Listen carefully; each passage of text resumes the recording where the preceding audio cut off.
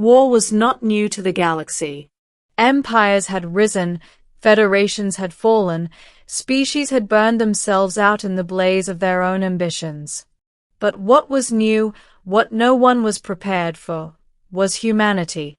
For centuries the Galactic Concord had known of Earth, the so-called Death World.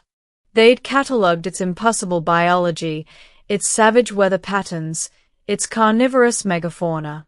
They understood the planet well enough, yet they completely misunderstood the people who lived there. And now, on the ash-scarred surface of Varcos 9, they were about to face the consequence of that mistake. 1. The warning. Captain Takesh Fayuel, a towering reptilian Varnak officer, paced across the cracked durasteel floor of the command bunker. Outside, plasma artillery thundered. His troops were exhausted. Their lines were breaking. And all because of one stubborn human. "Captain," his second-in-command rasped, "the human envoy refuses to surrender." Takesh's frills twitched with frustration. Of course he does. Humans never surrender.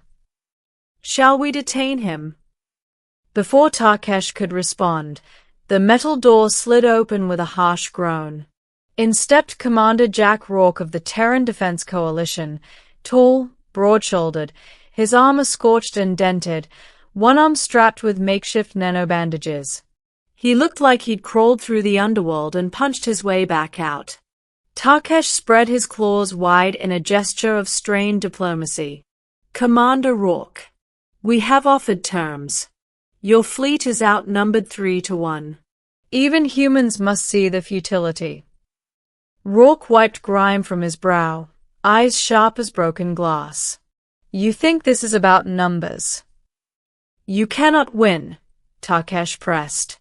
"We have already taken 2 of your outposts on this moon." "Then take a third," Rourke said coldly. "See what happens." The alien commander blinked his vertical pupils. "Are you threatening me?" Rourke stepped forward, voice low and dangerous. "You want war? We'll give you a war." And Takesh felt something he had never felt in 20 years of military service. Fear. 2. How it began. 3 days earlier, this conflict had been avoidable. The Varnak Dominion wanted access to the mineral-rich tunnels beneath Varcos 9, territory legally held by the Terran Coalition. A routine negotiation. A simple treaty renewal. But then the Varnak ambassador had made the mistake of calling humans resource parasites. Tensions rose. Words escalated. And some junior Varnak gunner, driven by war-born excitement, fired the first unauthorized shot. It struck a human settlement. Dozens died. By the time Varnak High Command admitted the accident, it was too late. The humans had evacuated their civilians, fortified their positions, and deployed the 43rd Terran Marine Division, a unit infamous across the galaxy. And leading them, Jack Rourke, a man the Varnak archives described with a single, chilling line. Avoid provoking. Now it was far too late for that. 3. Death World Strategy. Takesh tried reason one last time. Your ships are damaged. Your ground forces are depleted. You should retreat. Rourke stared at him like one might stare at a particularly dim child.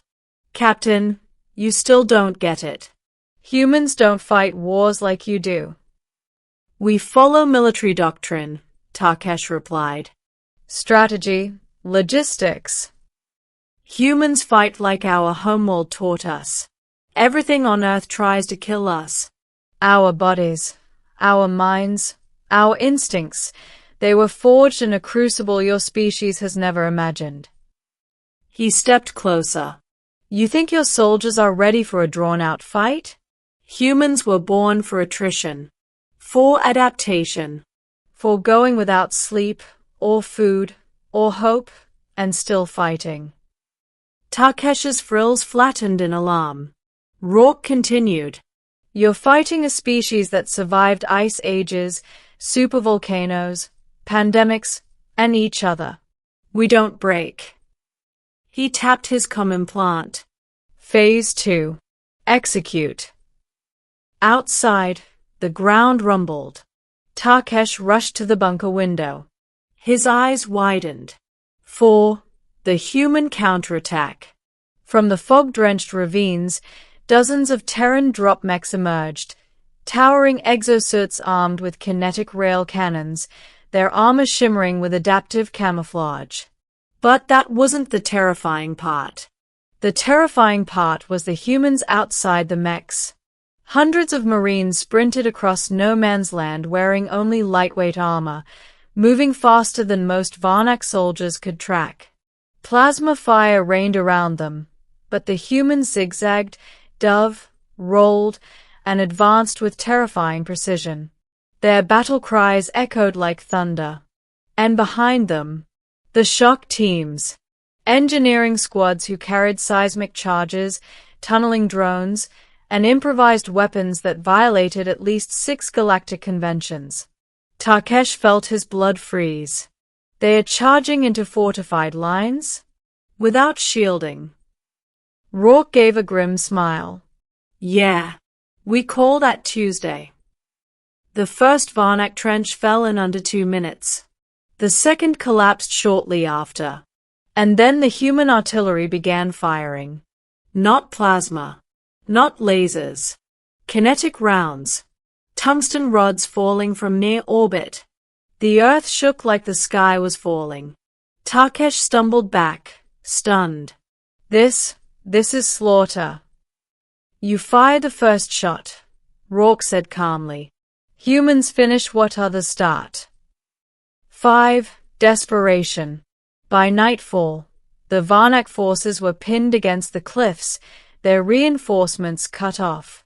Takesh gathered his officers. We must request a ceasefire, one begged.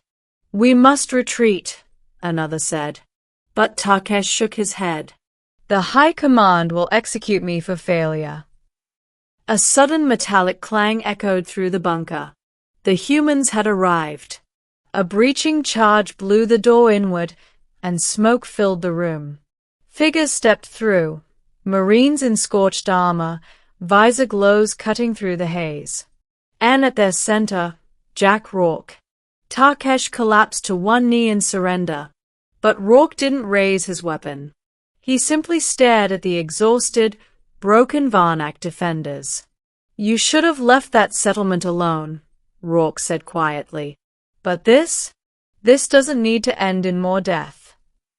You promise mercy. Takesh whispered. Rourke nodded. Humans don't fight for conquest. We fight to protect what's ours. Takesh lowered his head.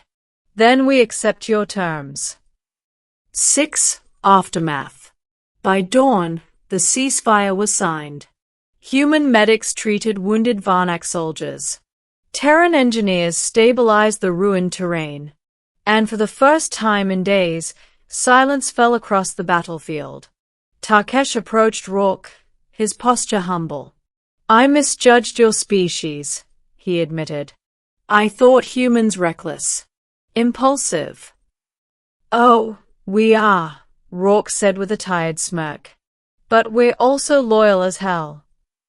You fight like creatures forged in disaster. Pretty much. Humanity's whole history is one long lesson in surviving the impossible. Takesh extended an arm in the Varnak gesture of respect. Then may our people never fight again. Rourke shook it firmly. Agreed. The war ended that day, not because of fear, but because the Varnak Dominion had learned a harsh, unforgettable truth. You do not start a war with humans unless you are prepared to finish it. And most species were not. 7. Epilogue. Weeks later, Rourke stood on the bridge of the Terran flagship, watching Varco's 9 slowly heal beneath restoration drones. A young Marine stepped beside him. Sir, do you think the Varnak will try again? Rourke chuckled softly. No. They've seen what humans do when pushed. And they won't forget. The recruit nodded. Because of what you said about giving them a war. Rourke looked out the viewport, expression steady. No. Because we meant it. The stars shimmered across the void, silent witnesses to the truth every species would eventually learn. Humans were many things, stubborn, chaotic, unpredictable. But when the universe threatened their own, humanity became unstoppable. And no empire, no dominion, no conquering armada would ever underestimate them again.